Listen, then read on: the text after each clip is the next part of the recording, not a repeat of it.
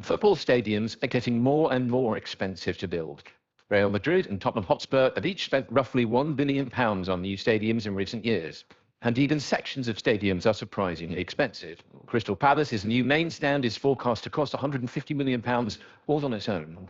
But this isn't just a simple case of inflation. So, with that in mind, why are football stadiums getting so much more expensive around the turn of the century, when teams such as Sunderland, Southampton, Leicester City and Derby County could build sizable new homes from scratch for less than £35 million? Old Trafford's North Stand was said to have cost less than £19 million when it was built in the 1990s. And even Arsenal's Emirates Stadium, completed in 2006 to great acclaim, cost just £390 million. 40% of what North London rivals Tottenham needed to fund their stadium 13 years later. Brighton and Hove Albion's Slick Home, meanwhile, cost less to build in 2011 than they made when selling Moises Caicedo to Chelsea this summer. So why are these modern construction projects so much more expensive? Well, it's not just the obvious factors, nor is it simply about fashion, shiny glass exteriors, and retractable roofs. See, a football club's home needs to be a driving force for revenue. Tottenham, a club without a major trophy in 15 years, and now breathing down the necks of Manchester United as the English club with the greatest matchday turnover, thanks primarily to their design of a 62,000 capacity stadium. For all the criticisms it's drawn for its £3,000 season tickets, Fulham's Riverside stand will be finished off with a hotel, health club and rooftop pool, included to maximise opportunities.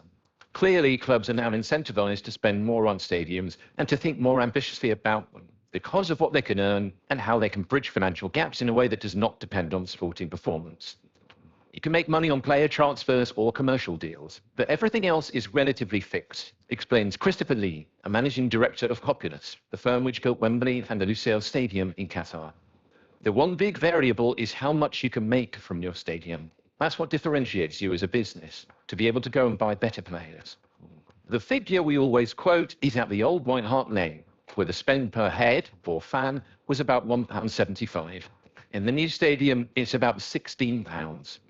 So multiply that by 50,000 general admissions, and they're pulling several million again. It makes a big difference.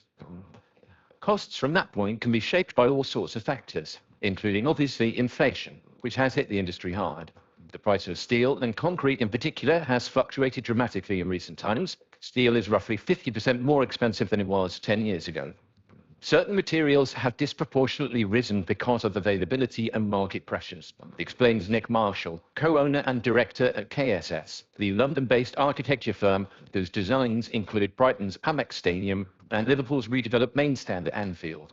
But only a quarter of the budget will typically be spent on structural engineering work. Often is what can't be seen that has the biggest effect on cost.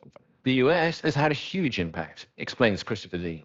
Thinking about your fans as customers when you're designing and operating a stadium is probably the biggest change.